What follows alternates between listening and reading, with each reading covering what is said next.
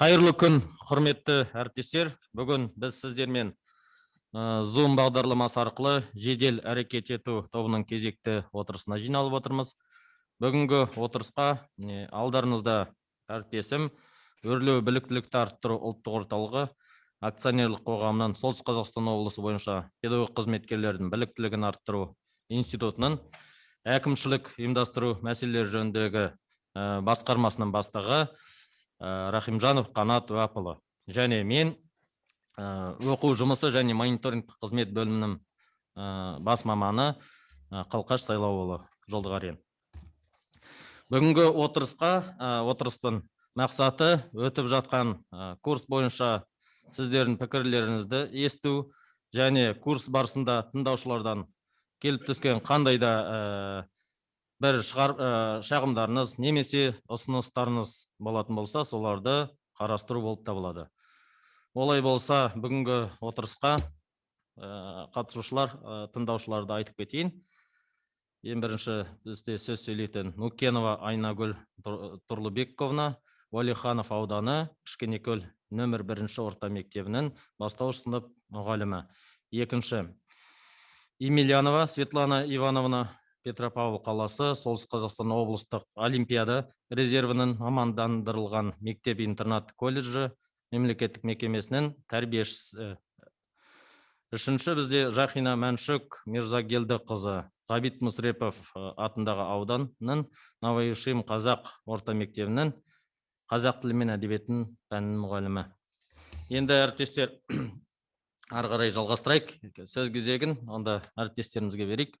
Бірінші Айнагүл Нұрлыбековна, сізге сөз кезегін берейік. Сәлеметсіздер ме? Сәлеметсіздер. Мен Солтүстік Қазақстан облысы Уәлиханов ауданы Кішкенекөл нөмір 1 орта мектебінің бастауыш сынып мұғалімі Нукенова Айнагүл Тұрлыбековнамын. Осы 1-5 наурыз аралығында бастауыш мектеп пәндерінің күрделі тақырыптарын меңгеру тақырыбында қашықтықтан форматта қысқа мерзімді курсқа қатысып жатырмын. Бұл курста Есіл ауданы, Уәлиханов ауданының бастауыш сынып мұғалімдері қатысып жатыр. Курстың жетекшісі Ильясова Ақмарал Шатиковна. Осы курс барысында бізге көптеген мәліметтер берілуде. Осы курстың тиімділігі курс аясында негізгі пәндердегі күрделі тақырыптарды меңгеру бойынша қалалық мектептерден, атап айтсақ Сахман Шаймерденов атындағы қалалық классикалық гимназияның, Қожаберген Жырау атындағы нөмір 6 орта мектептің білікті бастауыш сынып мұғалімдері өз тәжірибелерімен бөлісіп, өз сабақтарында қандай әдістемелерді қолданып жатқандарымен бөліскен. Тыңдаушылардың қиындықтары саласындағы проблемаларын талқылаудың нәтижесінде біздің осы курс өтіп жатқан мұғалімдердің арасында еңбек өтілі аз жас мамандар өздеріне қосымша мәліметтер ғана емес, сонымен қатар нақты практика жүзінде ұсыныстар алу мүмкіндігі бар. Курс барысында біз көптеген практикалық сабақтар, тапсырмалар орындап жатырмыз. Тәжірибелік сабақтарда әріптестерімізбен топ-топқа бөлініп, әртүрлі бастауыш сынып оқушыларына арналған қызықты тапсырмалар құрастырып орындап жатырмыз. Курс қашықтықтан өтіп жатқанына қарамастан өте қызықты, пайдалы, нәрлі өтіп жатыр. Сонымен қатар біз өткен сабақтарда Миро тақтасы, тағы басқа платформалармен танысып, өзіміз онлайн сабақ құрастырып та көрдік.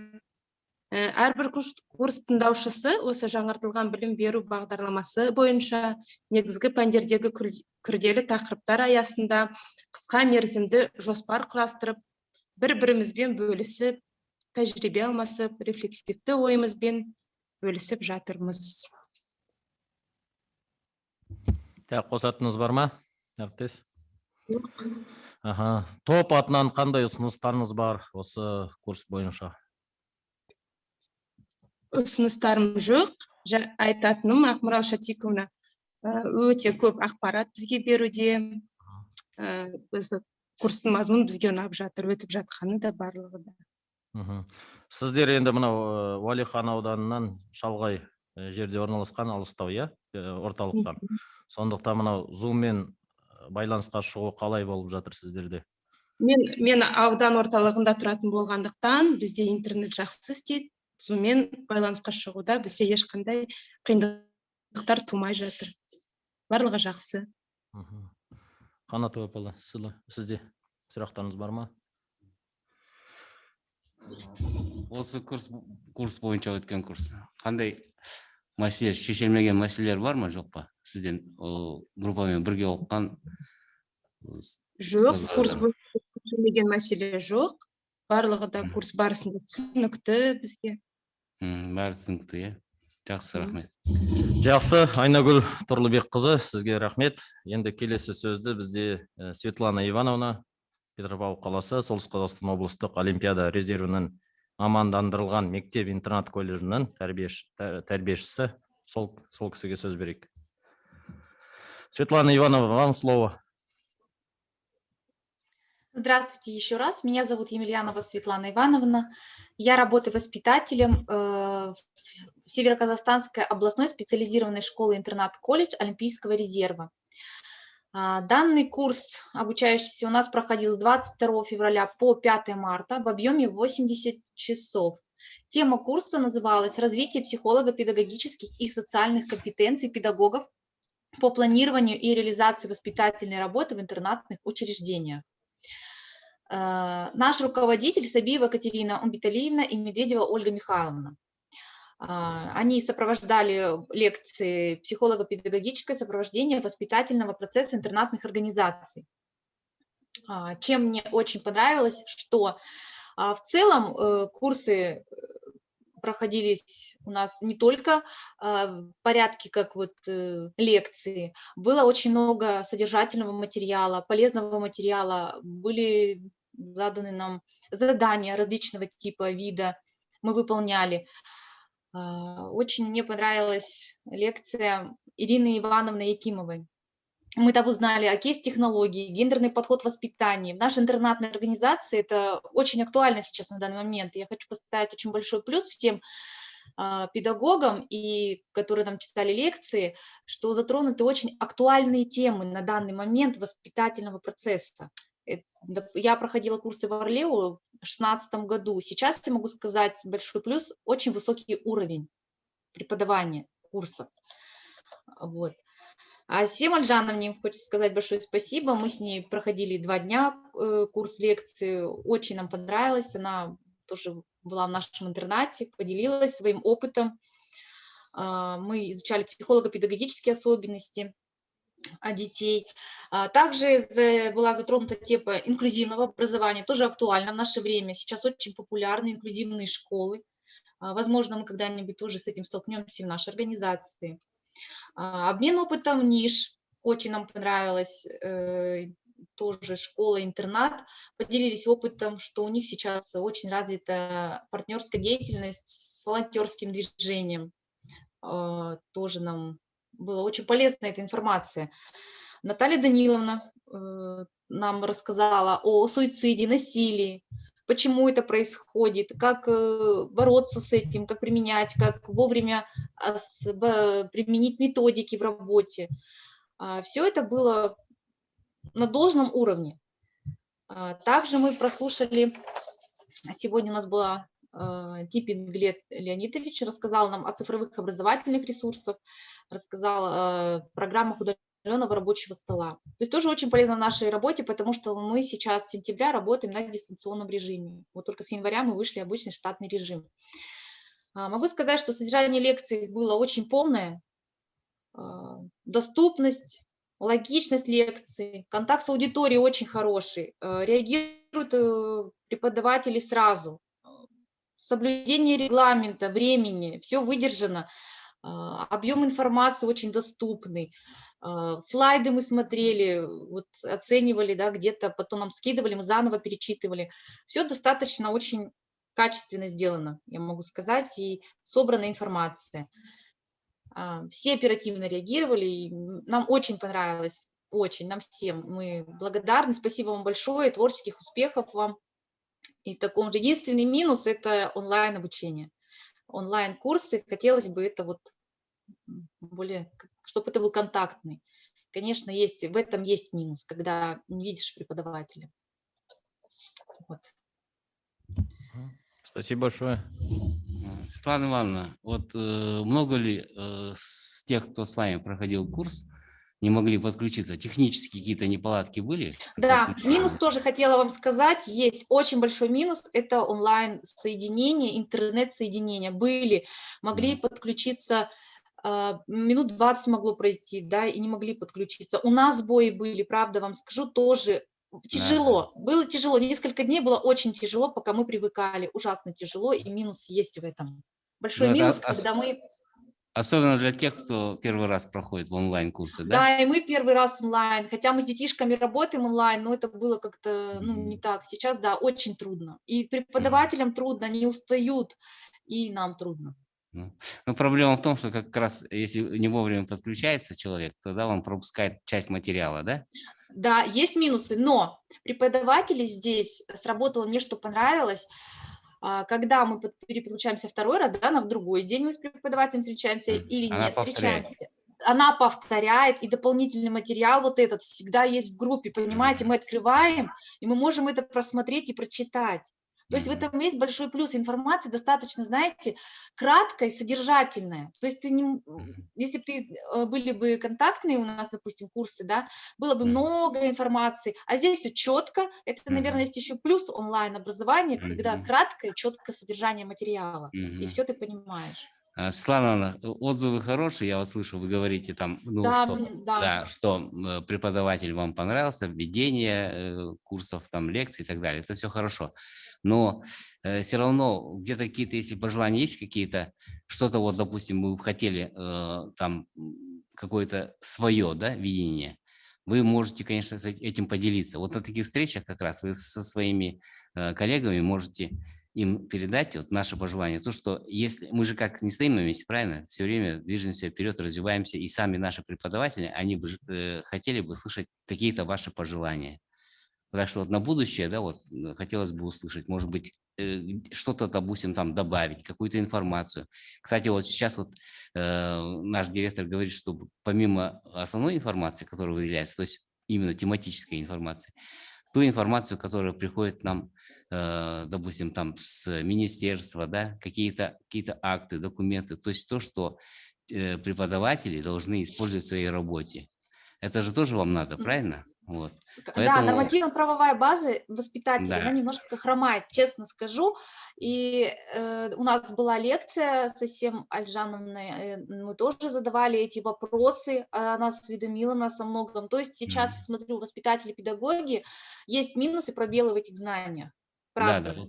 Есть. И на уровне, наверное, организации ли нужно это проводить, либо каждый курс.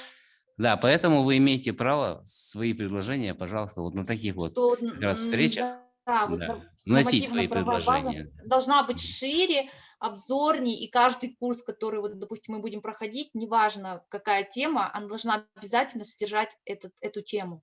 100%. Да. Слабенько у нас, конечно. Правильно, спасибо. Так, келесі сөзді біздің әріптесіміз Мәншүк Мирзагелдіқызы сізге сөз берейік. Бұл кісі Ғабит Мүсірепов атындағы ауданның Новоишим қазақ орта мектебінің қазақ тілі мен әдебиеті мұғалімі. Сөз кезек сізде. Қайырлы күн, әріптестер. Жаңа айтып кеткендей, Ғабит Мүсірепов ауданы Новоишим қазақ орта мектебінің қазақ тілі мен әдебиеті мұғалімі Жахина Мәншүк Мырзагелдіқызымын. 1 наурыздан бастап 5 наурыз аралығында өткізіліп жатқан Абай мұрасының рухани адамгершілік және танымдық құндылықтарын өзектендіру тақырыбы бойынша біліктілікті арттыру курсының тыңдаушысы болам. Жалпы биылғы біздің өзіміздің кездесіп жатқан мынау курсымыз өзімізге бір ерекше болып жатыр. Себебі мынау қашықтықтан болып жатқандықтан өзімізге де бір қызықты әсерлер туғызып жатыр.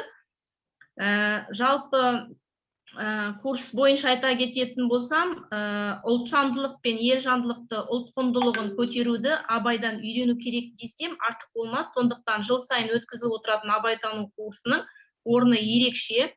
Абайтану курсы өте пайдалы, әсерлі өтіп жатыр. Биылғы жылы біз Zoom арқылы өткізіп жатыр ғой. Қазір оқытушыларымыз өздерінің бойларындағы біліктілігі мен білімділігі, өздерінің істерінің өте зерек мамандар екені көрініп тұр.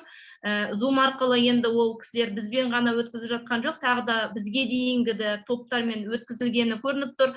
Себебі бізге бір жаңашыл болып жатқаны, бізді барлық мынау топтың ішінде 25 тыңдаушыны біз енді мектепте балаларды қалай топқа бөліп, сабақтың үстінде топқа бөліп отырсақ, бұл жерде ол кісілер бізді Zoom арқылы да бөлек-бөлек топқа бөліп жерді. Бізге бір қызықты сәттері болды. Сондай біз бөлініп топта бізге көптеген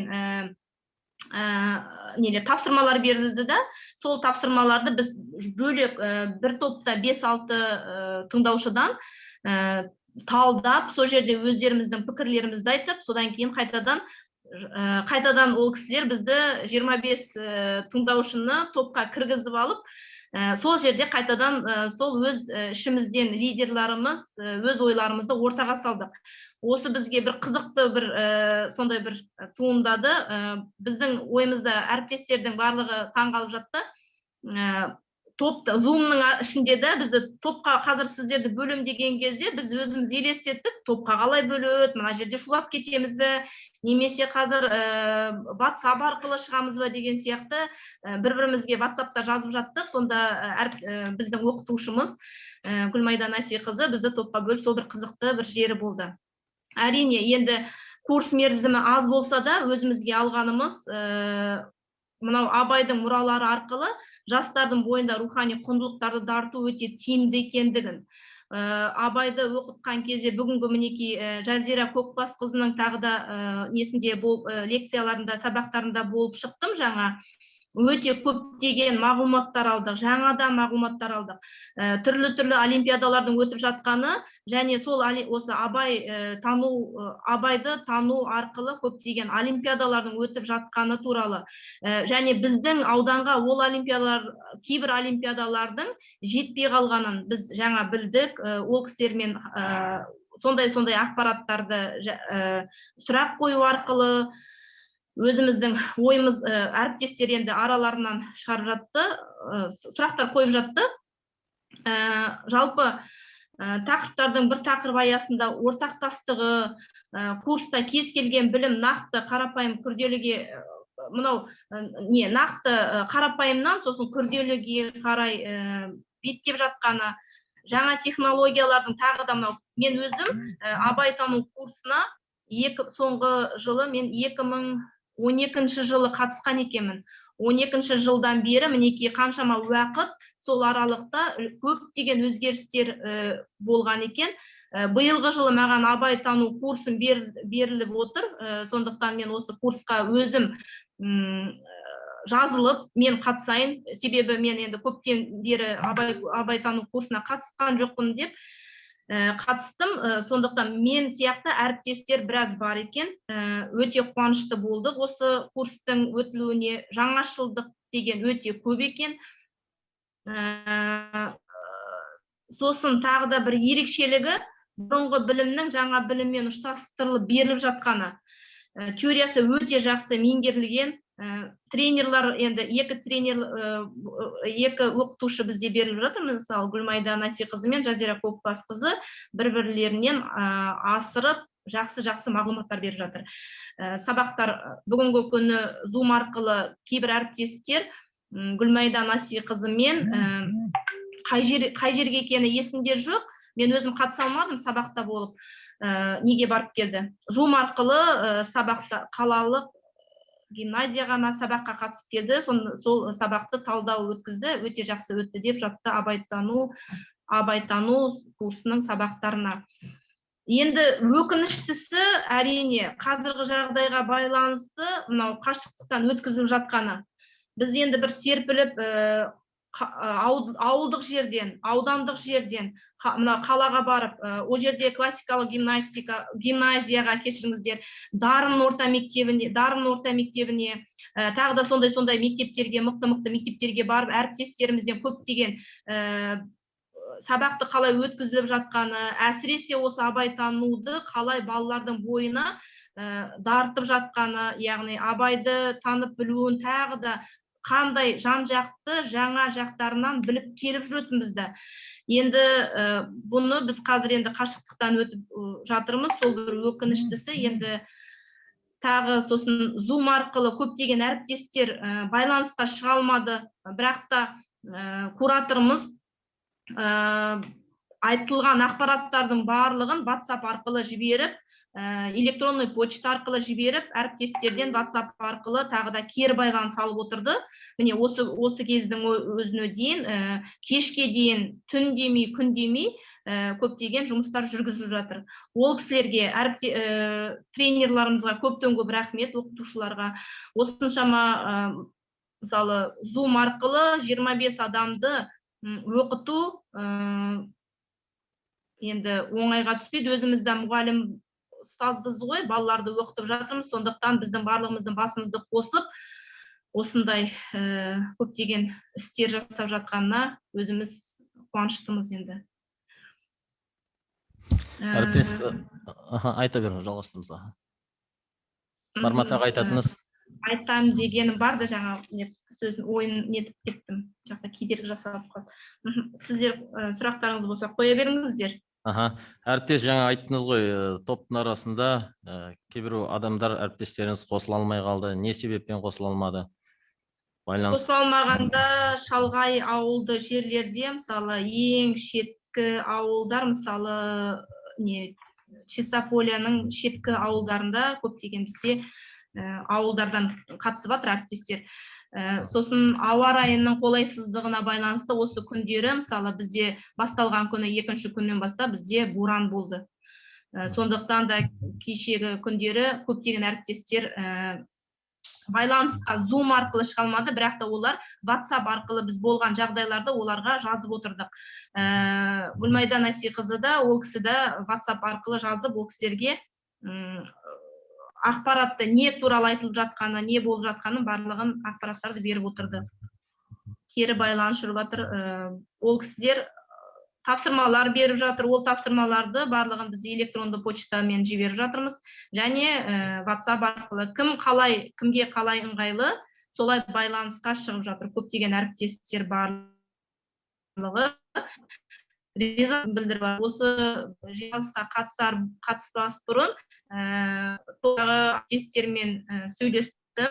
Ол кісілердің барлығы оқытушымыз Гүлмайда Насиқызымен Жазира Көкбасқызына өте ризашылықтар білдіріп жатыр.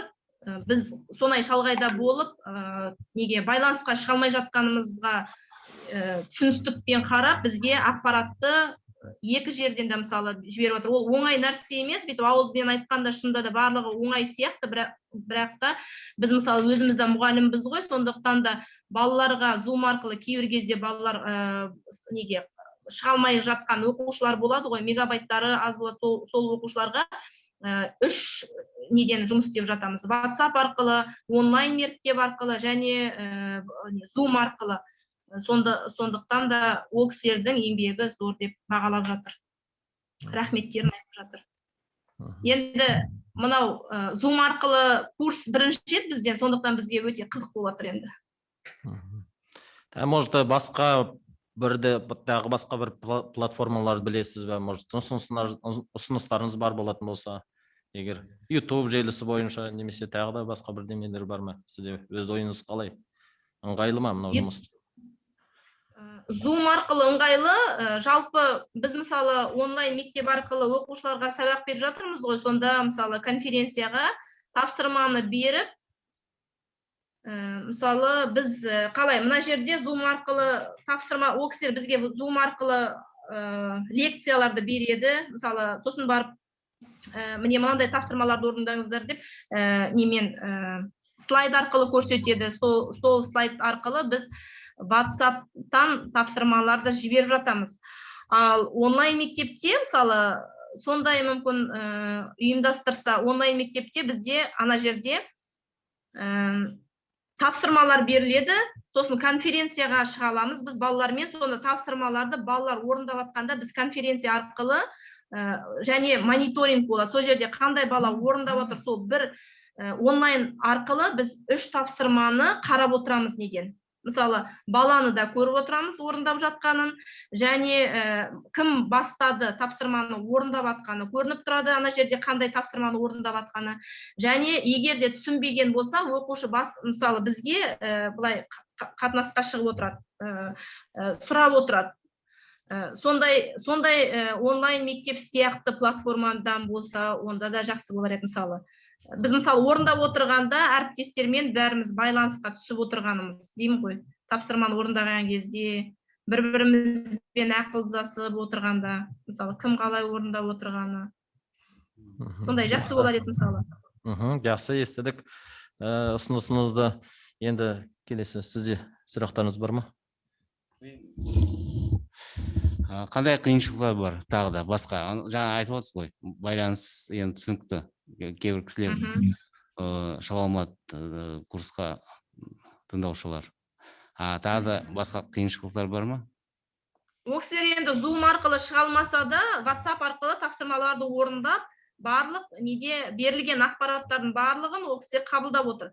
Ал жалпы басқа қиыншылықтар жоқ. Жақсы, әріптестер. Может, еще какие-то вопросы, предложения? Ұсыныстарыңыз бар болса, тілектеріңіз бар болса, айтыңыздар. Ұсыныстарымыз жоқ. Енді осы еңбек жолында еңбектеніп жатқан барлық әріптестерге, сіздерге осындай мінекей жиналыс өткізіп, біздің ойымызды тыңдап жатқан, және біздің ұсыныстарымызбен, сұрақтарымыз, және біздің ойымызбен бірге бөлісіп жатқан сіздерге көптен көп рахмет. Алғысымыз шексіз. Осындай жағдайға қарамай, қандай да бір көмек көрсетуге, өздеріңіздің қол ұштарыңызды беруге, әріптестерімізде мінекей кураторларымыз барлық, мына топтардың барлық кураторлары өздерінің ұсыныстарын, нелерін айтып жатыр ғой, мысалы, егер де бізден көмек керек болып жатса, біздің байланыс телефондарымызға шығыңыздар, хабарласыңыздар деген сияқты. Сондай бір, оның өзі, солай айтқанның өзі, осы кезде біз үшін өте бір жақсы бізге қолдау. Сондай қолдауларыңызға көптен көп рахмет. Рахмет, Мәншүк Мырзагелдіқызы. Олай болса, аяқтайық бүгінгі отырысымызды. Құрметті әріптестер, бүгінгі осы отырыста айтылған сіздердің тілектеріңіз бен ұсыныстарыңыз назарға алынды. Сіздерге көп рахмет, жұмыстарыңызға сәттілік тілейміз. Рахмет, сау болыңыздар. Рахмет. Спасибо. Сіздерге де көп рахмет. До свидания. Спасибо большое. До свидания.